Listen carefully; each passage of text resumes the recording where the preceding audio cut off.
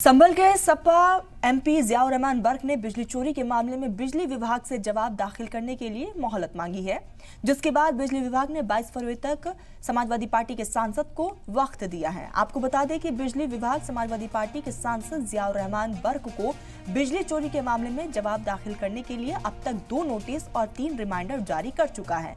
बताते चले कि संभल से समाजवादी पार्टी के सांसद जियाउर रहमान बर्क के खिलाफ बिजली चोरी के मामले में बीते साल यानी कि 19 दिसंबर 2024 को एंटी पावर थेफ्ट पुलिस थाना संभल में रिपोर्ट दर्ज कराई गई थी।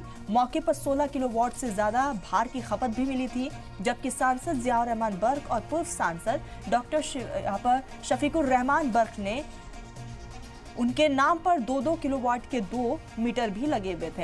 हालांकि अब देखने वाली बात जियाउर रहमान बर्क की तरफ से इस बार जवाब दाखिल किया जाएगा या नहीं, क्योंकि कई बार नोटिस भेजा गया है लेकिन अभी तक जियाउर रहमान बर्क की तरफ से अपना जवाब दायर नहीं करवाया गया है। लेकिन जो वक्त उन्होंने मांगा था वो पूरा वक्त बिजली विभाग की तरफ से दे दिया गया है उनको। अब सभी की नजर इस बात पर है कि उनकी तरफ से अब क्या कुछ दलीलें आगे पेश की जाएगी।